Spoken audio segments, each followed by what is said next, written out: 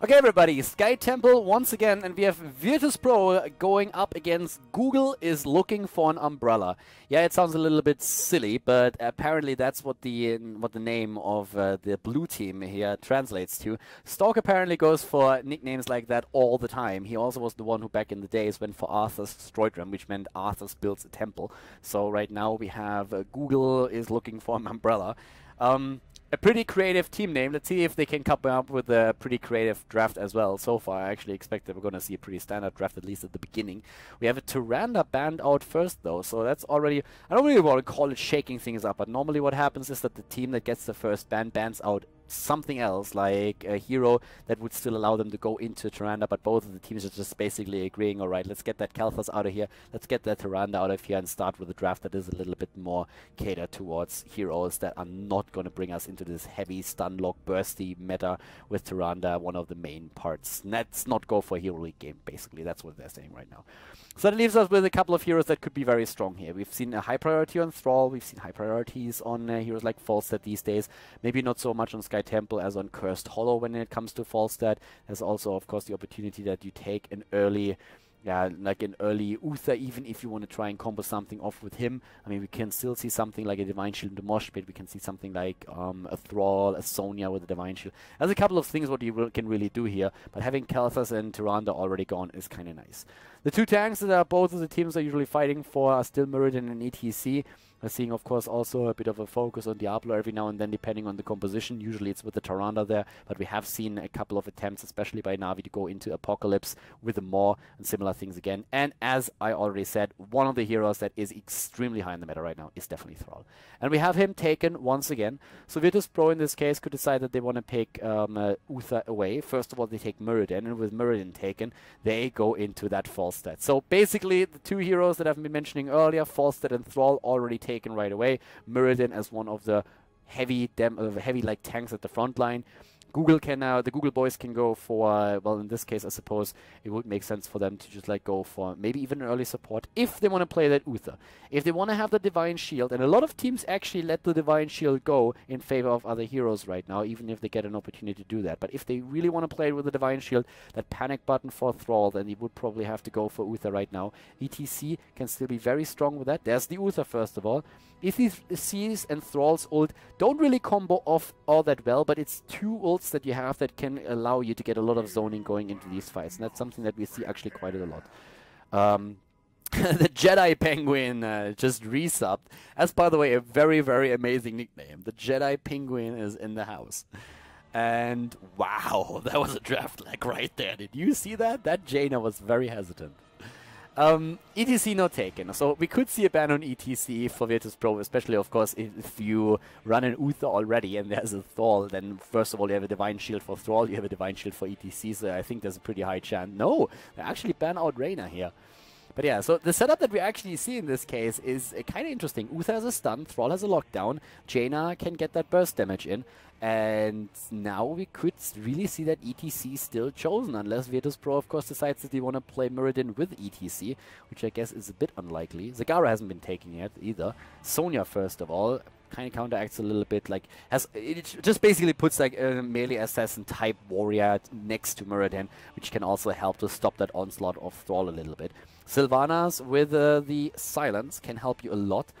I could have seen a Zagara here, to be honest with you. And I can still see it for the Google boys. So they could go into a Zagara at this point. If they want to have like a solid frontliner, Johanna would of course be one of the options that they can run right now. Haven't really seen a lot of Tyraels today either, by the way.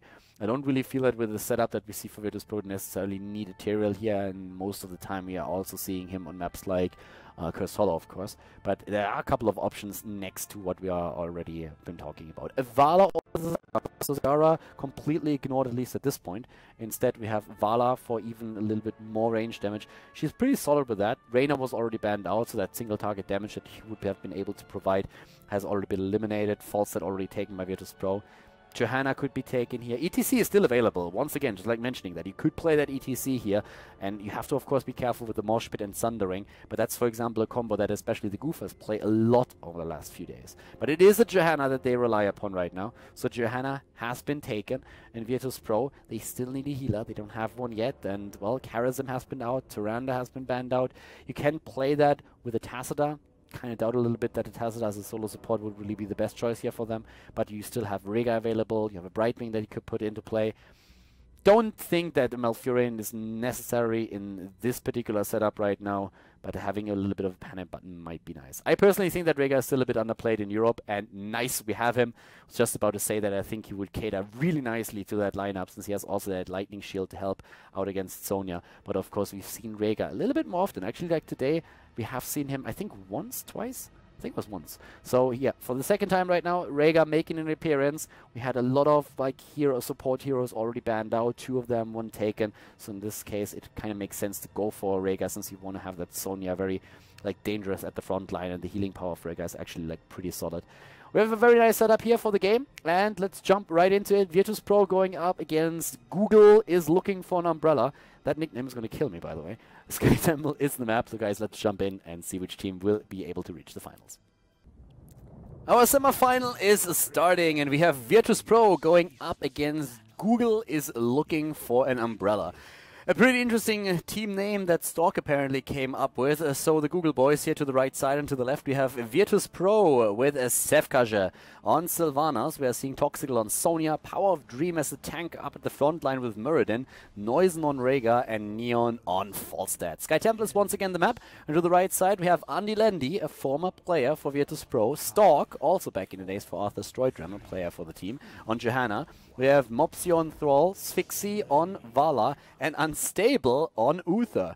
So, well, you can already tell that, of course, the team in red is a little bit new, and now that we had so many changes to Virtus Pro, we're currently looking at a match between former teammates, and this is going to add a bit of, yeah, a little bit of a grudge match aspect to the entire game. Already towers being burst down here, and whoa, they could actually go for more than that. Power of Dream is already trying to make sure that nobody is rushing in, but down to the bot lane, looks like a bit of a counter aggression. Nope, nobody going for structures here, so a pretty solid start actually for Virtus Pro, getting the first tower in the game now. And now the rotation's happening for the Google boys. Sphyxy up at the top on his Vala, currently with a multi-shot build, whereas we are seeing for Johanna, of course, Knight takes spawn, mid lane aggression. Rega went straight into the level 1 talent for the mana reduction on his chain heals, and we're seeing Falstad with a Season Marksman. Pretty standard builds, and a fight in the mid lane here already, with Sphyxy just barely dodging that stun. That was actually quite scary here. If he gets hit by that once, then it's basically lights out for Vala, but that wall was able to get her back to safety. So right now we're seeing a pretty decent start, as I already said, for Virtus Pro, thanks to that first structure that they took down. But that advantage that they get in experience is, of course, quite tiny. It's pretty small. It's more about that structural advantage than anything else. So yeah, depending on how the game goes, you're going to get a bit of a lead with that. But of course, we're talking about the super early game here. Mopsy at the bot lane, he's being attacked and gets away. Wow. Nice move. Stork helping out now too at the front line. He's of course playing the tank position here for the team. We have Neon barely getting away from this one, but both of the teams now with a few heroes extremely low, and Toxic is moving down as well. Everybody rotating away from the temple up at the top, just trying to put some extra damage into the bottom lane and maybe get an early kill. That didn't really happen so far yet, but we still have the temple control to the top lane with Unstable and Sphyxy going for the shots here and doing pretty well at that. With now Sylvanas in the middle of the map, trying to claim a few shots on her own. Muradin is currently helping out, trying to zone for her, of course. Stork is also there, and we see Sonya in position.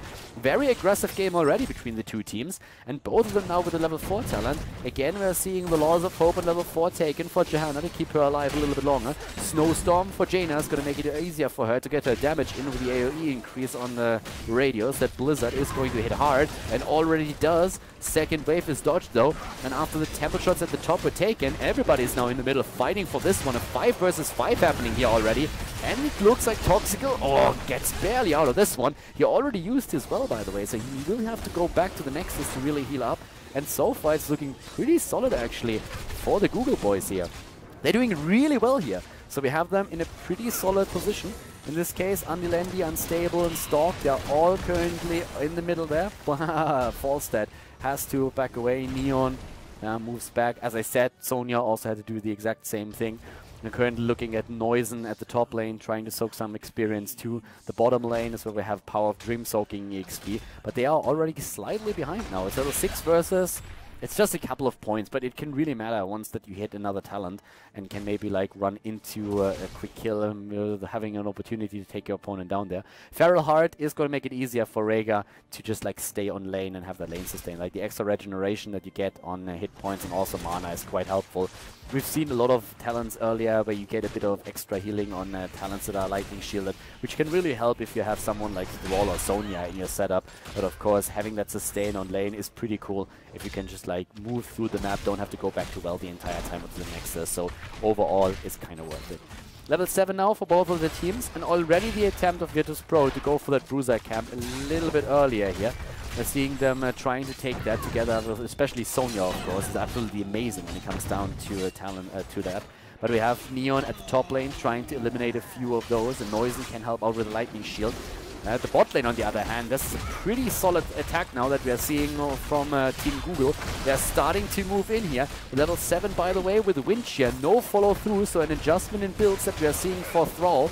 Mobsio is playing a bit of a different style from what we've seen so far. Most of the Thrall players these days are going for the follow-through build, trying to just use on level 16 and also the Forked Lightning, if they can, to make sure that they have a bit more damage on those auto attacks.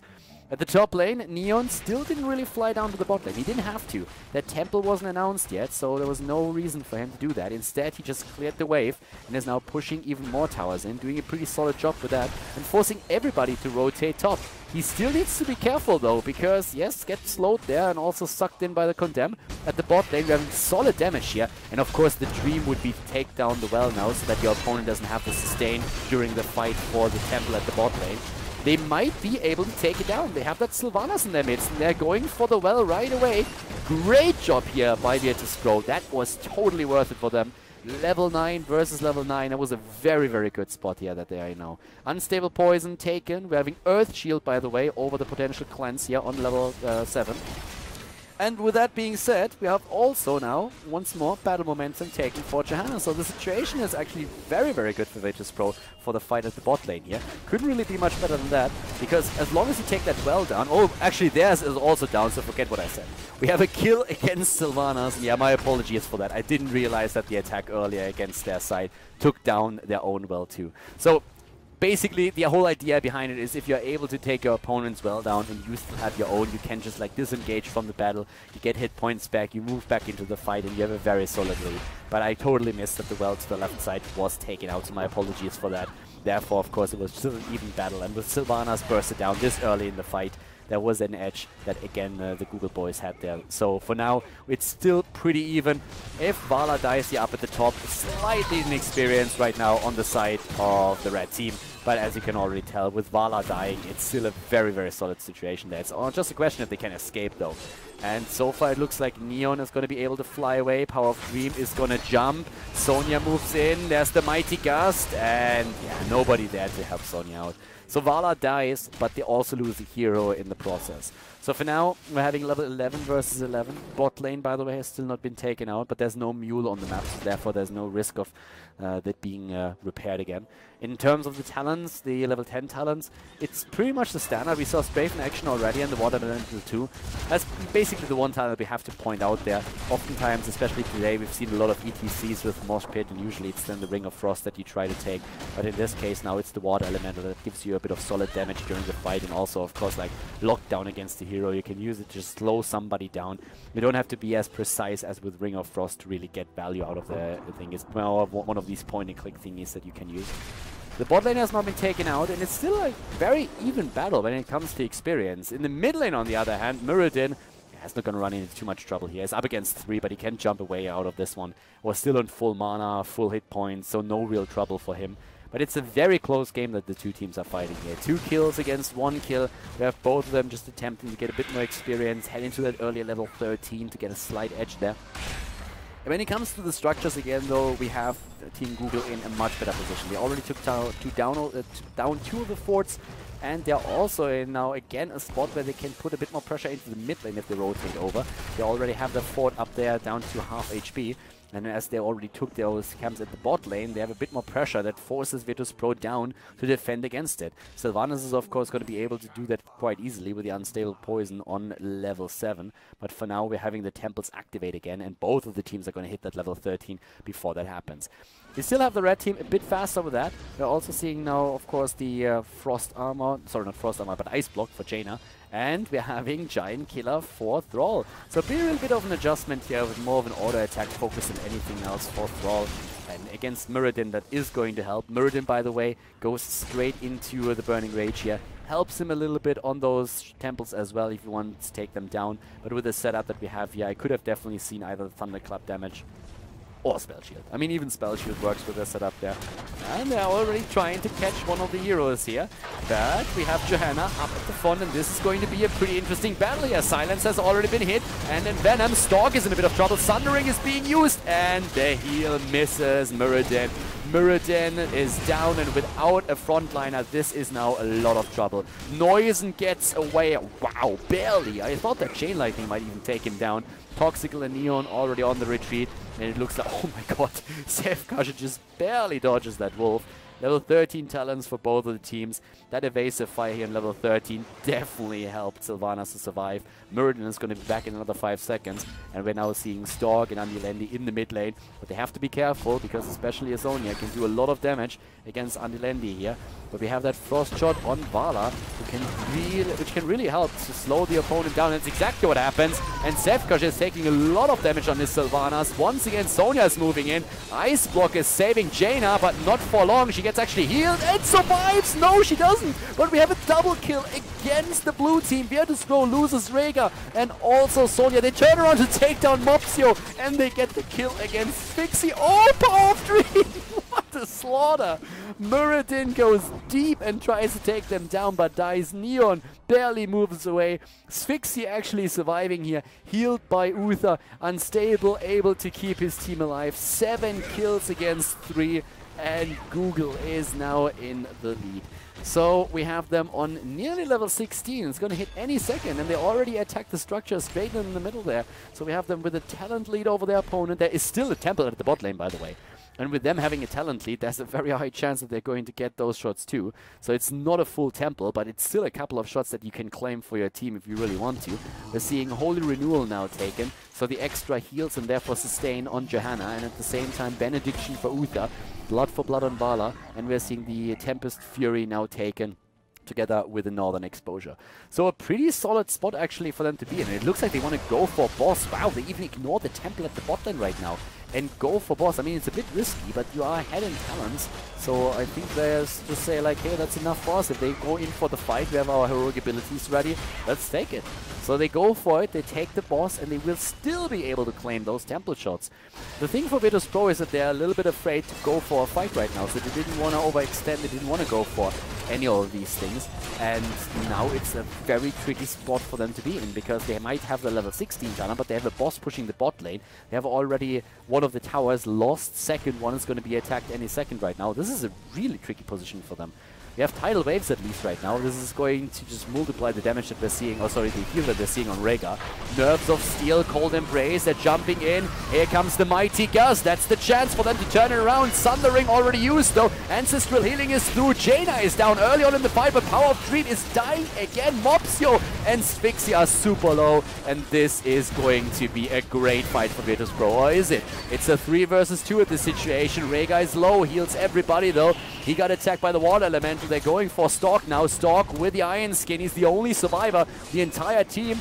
And they are going to get him eventually.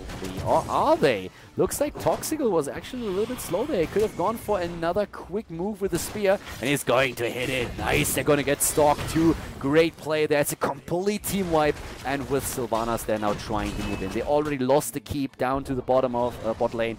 And of course, the boss is not going to be able to do really a whole lot of damage against the core. Nope, he's only going to scratch this shield, and that's about it.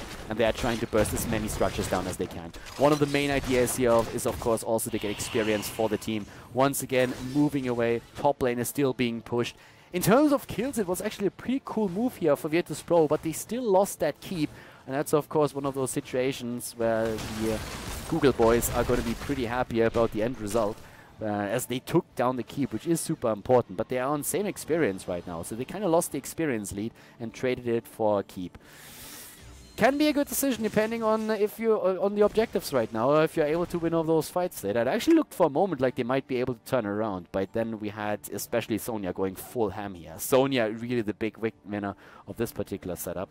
And I'm actually not 100% certain on this, but the Ancestral Healing looked for a second like it really was supposed to hit Muradin again. I expected it to hit Muradin, but he did not survive. And considering that Muradin is really one of these guys that you can't usually kill, that was pretty impressive here. But just look at the damage in overall. We have 35,000 currently on Sylvanas, 25,000 on Sonya.